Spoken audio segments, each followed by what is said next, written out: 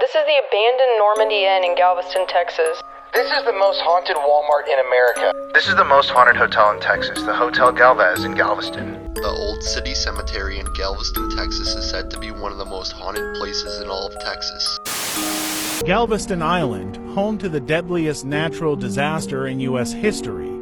The Great Storm of 1900 devastated the island, with an estimated 8,000 lives lost overnight.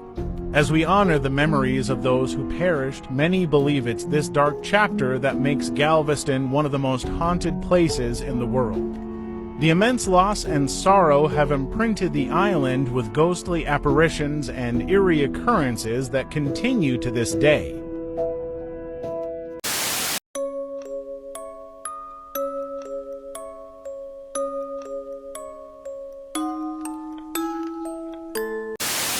All right.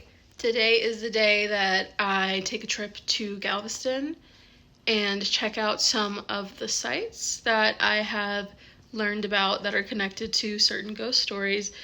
So we're going to see what we find and what it's like to be in the field in Galveston at these sites. So let's go. This is the most haunted Walmart in America. It's in Galveston, Texas, and it was actually built on the site of the former St. Mary's Orphan Asylum, which was destroyed in the hurricane of 1900.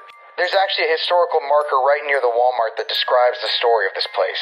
When the storm hit Galveston in 1900, the nuns attempted to save as many kids as possible, tied the children's wrists together with clothesline, and then tied the clothesline around the waists of the nuns. However, the hurricane hit harder than expected, and when people looked through the ruins of the orphanage afterwards, they found the bodies of all the children tied together, drowned, tied up to the nuns. Since this Walmart was built near the site of the original orphan asylum, many workers have claimed to have experienced paranormal activity inside. An employee at one point heard a girl crying for help, but when he looked for her, he couldn't find her. People have also reported seeing toys move by themselves in these aisles, and heard disembodied laughter. What do you think? Would you shop at this Walmart, or is it too spooky?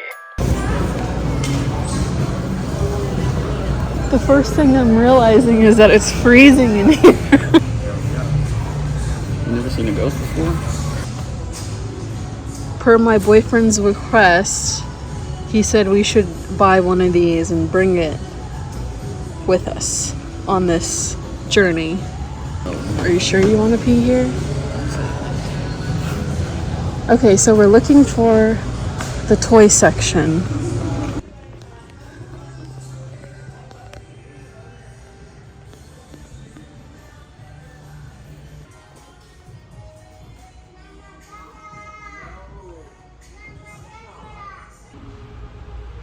I mean, do you feel different?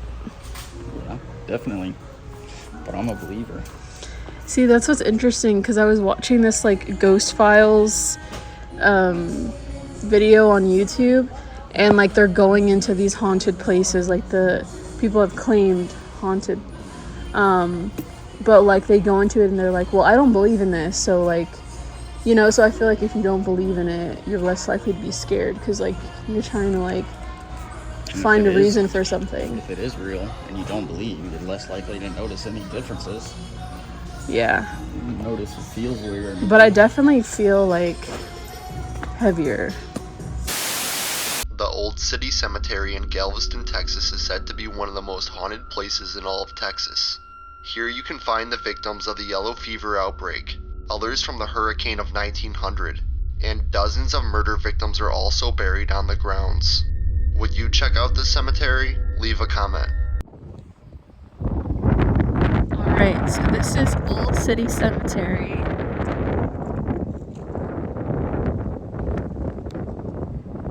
And we're gonna look at some of the gravestones.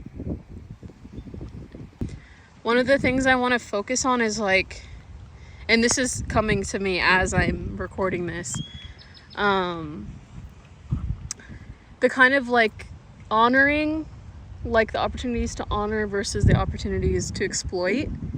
And it's like, I feel like the cemetery, like if you think about it, this is like free, you know, you can come and like honor. You don't need to pay to honor, you know what I mean? And like there's like certain kind of peace in that versus like going somewhere where you're paying someone to tell you about a history that you don't even know is true or not. You don't know if they did their research or not. You're just kind of like hoping that you're paying for this history to learn about this history and that it's true, but you don't actually know unless you do your own research. Well, really quick, I want to talk about this because the lady that I found on TikTok, and I'm going to talk more about her in my documentary, she was walking through the cemetery specifically, and she was bringing up this idea that a lot of tour guides don't do their research, or they make assumptions about things if you don't do the research, if you don't know the history. And one of the things that she noted were these like symbols on the gravestones and like that star, how sometimes people will see that and like a tour guide will be like, oh yeah, that person was a witch, like that's what that's representing. But she actually talks more about like the fact that this had to do with a particular group that that woman was a part of, and then the symbol next to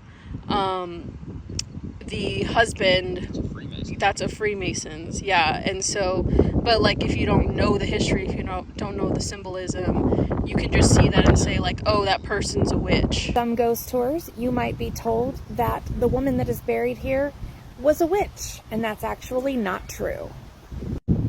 Because of that star that you see over there, that is a conclusion that some people will draw, but that is not what that's for. That is actually for the women's group that is associated with the Freemasons. It's called the Order of the Eastern Star. Meanwhile, we know that her husband was a Freemason because there is the sign right there over the top of where he's at. But someone who doesn't do their research and doesn't know that that's what those symbols mean can take that and spin it in an entirely different way. And that's how you get misinformation on tour. It's interesting, there's just something about being at a cemetery that it doesn't feel scary. It feels almost like peaceful. I don't know why. Versus like thinking about ghosts in a way where you're like, I'm going to a haunted mansion. People are gonna dress up, pretending to be like someone from history who passed and to scare you. And it's like, is that really honoring? It does feel peaceful here. Yeah. Like it doesn't feel scary versus like going to like a haunted mansion. Like you're expecting, your anxiety is up. You're like expecting for something to jump out and scare you, versus here it's more like you almost want to sit in silence and just like, that's why I really like that this cemetery allows for these flowers to grow during the spring, because it adds like a really beautiful, peaceful element to it all.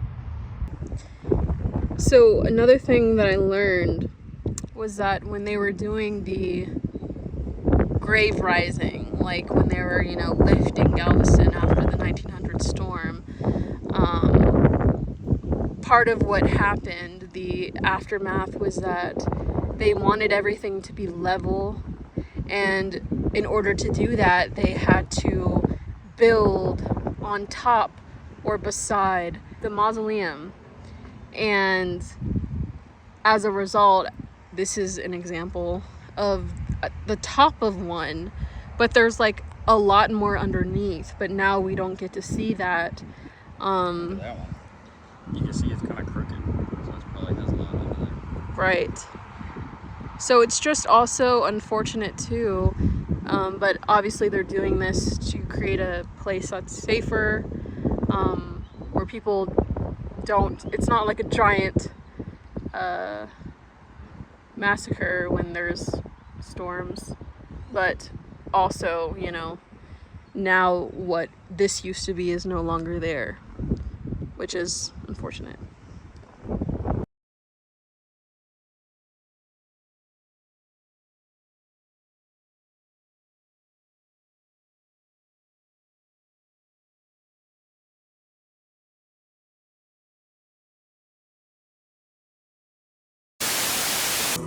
Won't you join us?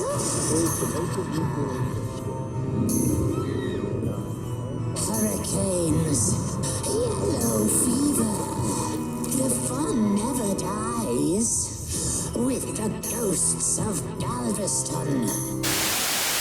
Are there ghosts on Galveston Island? Well, it's known as one of the most haunted places in America. Come see for yourself. Historic Galveston Ghost Tours takes you by homes where there was murder, suicide, cannibalism, and yes, ghost sightings and paranormal activity. You know, you come to a city like Galveston and you want to take in the sights and see stuff, and you want to take a ghost tour or a history tour, whatever you want to do. You want to walk away knowing a little something about the place where you've been visiting. Probably you want to know some stuff that's true. And, you know, when you go home, if you've listened to a bunch of exaggerated stories about a place, and then you go home and you start telling your stories that you've heard about the city, in the city, to people who may or may not have come to the city before you and know more about it than you, then you look stupid if you tell them lies. And that doesn't fall with you. That actually falls on your tour guide for not doing their due diligence and telling true stories. So what you saw over there was actually another ghost tour that's happening. And they're lying. I mean, really, they're lying. They're telling about how there are 3,000 bodies buried in Zangerfest Park. And I promise you that's not true, because where this park is was actually a parking lot before it was a park. And before it was a parking lot, there were buildings that were here during the 1900s tour.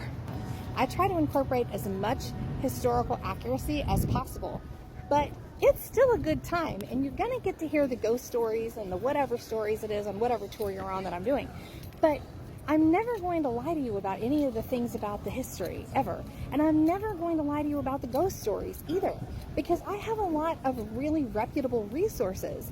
And I tell some of the stories that have been told for over 30 years, because Dash Beardsley was the one that invented the entire industry of ghost tours in Galveston. And when he retired, he sold me his business.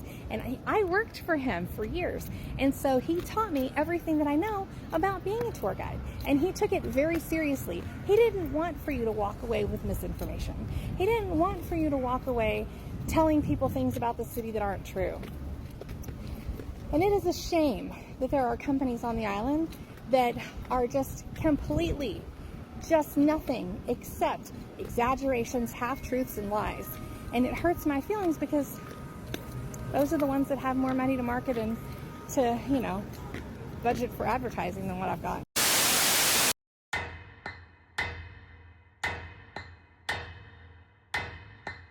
I think the main thing that really made me want to be a ghost tour guide was I'm really into history, so I really wanted to be able to dive deeper into the history of Galveston and the surrounding area. I thought this was a really cool way to explore it, especially since all of our tour was based completely in fact.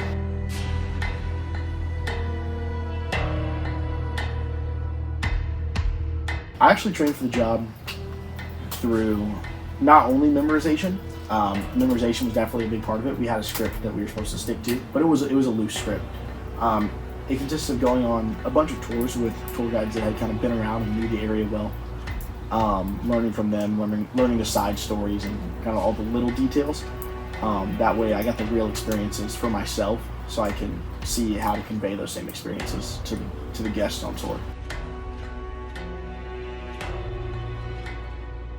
Yeah, so actually 100% of the sites that I went to on my tour was 100% based in fact. I can't say as a fact that the ghosts were 100% real. I don't think anyone can prove that. But everything I talked about, all the stories I told, especially a lot of the stories surrounding the 1900 storm and of the massacre of the Karankawa Indian tribe, those were all 100% based in fact. So the ghost tour kind of starts out in one of the most popular areas of Galveston. It's called the Strand, and it would be, you know, somewhat at night. It would be, you know, 8, 10, midnight. I think our latest tour started at midnight, and we would start in the most populated area in Galveston. We kind of walk through kind of the history of the island as I've walked further and further away from the most populated area, kind of off into the side streets, some of the more historical places, a lot older buildings. And as we got farther and farther away, I'd go deeper and deeper into some of the stories, some of the more some of the things that were a little more concerning would be the right word. It would get into the deeper stuff, into the scarier stuff as we got farther and farther away from where most people were familiar with, especially tourists. That had not been to many places on the island before besides the most populated. We'd go through this, we'd get to the worst sites, and then we kind of wrap it up on what was called Market Street. Market Street was once the busiest street in Galveston, busiest street in the state before the 1900 storm. It was the original Sin City. It was the original Las Vegas Strip. It was covered in brothels. It was covered in casinos, and it was in Galveston. Right now, it consists of mostly banks and restaurants, but you can still walk down it. They say it's the most haunted street in the city. So that's how I ended my tours. We'd take a walk down the whole thing. It's about a mile long, pointing out some of the buildings along the way, and then we'd end right outside an apartment complex that is an artist apartment. So it's free housing for aspiring artists, but it was the original workshop of a guy named Isaac. I can't remember his last name, but he was the meteorologist who was the resident of Galveston at the time during the 1900 storm. And I would end with his story about how his wife and all of his family drowned in that building during the 1900 storm that he failed to warn people of, and how he survived.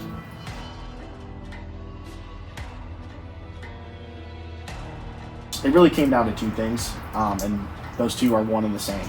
I didn't feel safe necessarily while I was giving it. Number one reason is the human factor. I was in not a wonderful area, very late at night, a lot of times alone. I was only 17 at the time, and so I'd go and give these tours and kind of never felt completely at ease walking around by myself or with a small group of people who did not know the area.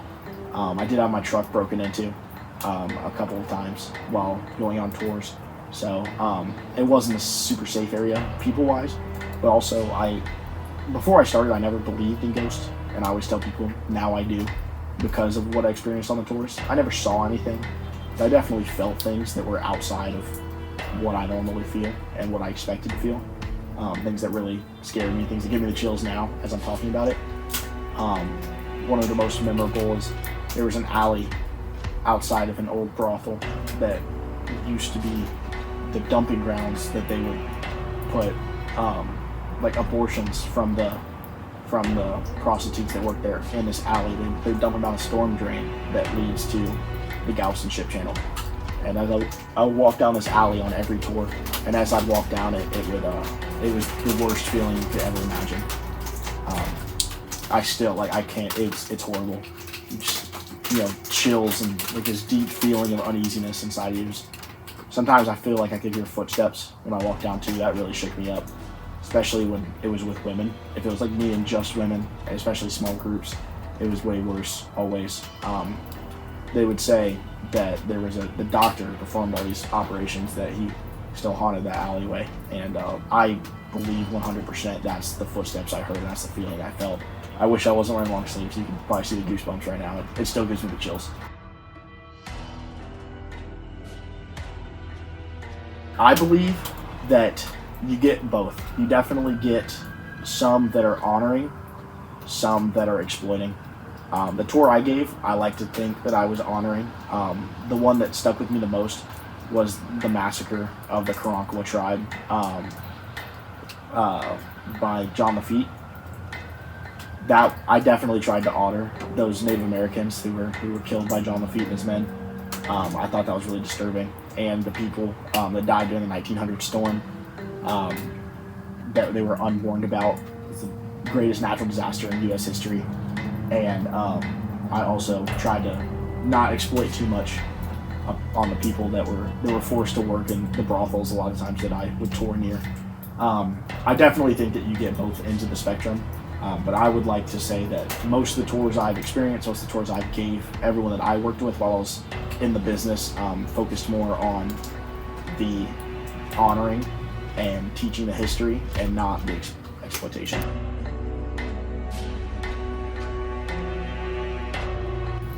The craziest one that I like to talk about, that was never on my tour, but I've heard of it, is connected to the U.S. Federal Bank on Market Street, which is, I was right next to where I gave tours. They say that bank was constructed by the Moody family. It's never been confirmed, but that's the rumor. And there's always been things going on with it. And then right next door to it, there's a door, like there's a building that's abandoned, and it's very, very fancy. It's like Greek and Roman architecture. It was obviously meant to be something important, but it stays abandoned and it can never be finished. Every time it's been tried to be finished over the last 20 years, the workers end up dying in safety incidents, and they say it's cursed because of what the Moody family did. I don't know what they did, but apparently they did something bad. Some people say it's connected to the Galvez family and what they did allegedly to the slave children that they had in the early 1800s in Galveston. There's rumors that they were part of a cult society that would sacrifice slave children, and they say that's what that building was originally for. And then I talked a little bit about the Karankawa Indians, the place where they were massacred. There's a mansion that's built on it now. It's called Stewart Mansion. It's off of Stewart Road, about halfway down the island. That place I was not actually forbidden from talking about on tour. They told me specifically I could not talk about it, but I've heard a lot about it as like a Galveston local. They say the rumor growing up, as I always heard, it was the gates of hell. I was always told not to go there. I've never been in. I've seen it from the outside though. I don't know. It still gives me the creeps just looking at it, just because of all the rumors. But I was specifically told not to ever talk about it or ever tell anyone where it was on the tour. They told me I was forbidden from it. That way people would not go there.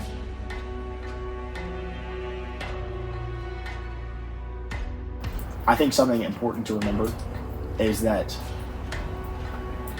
before, a lot of people look at Galveston now and they see it for what it is. It's kind of a tourist town.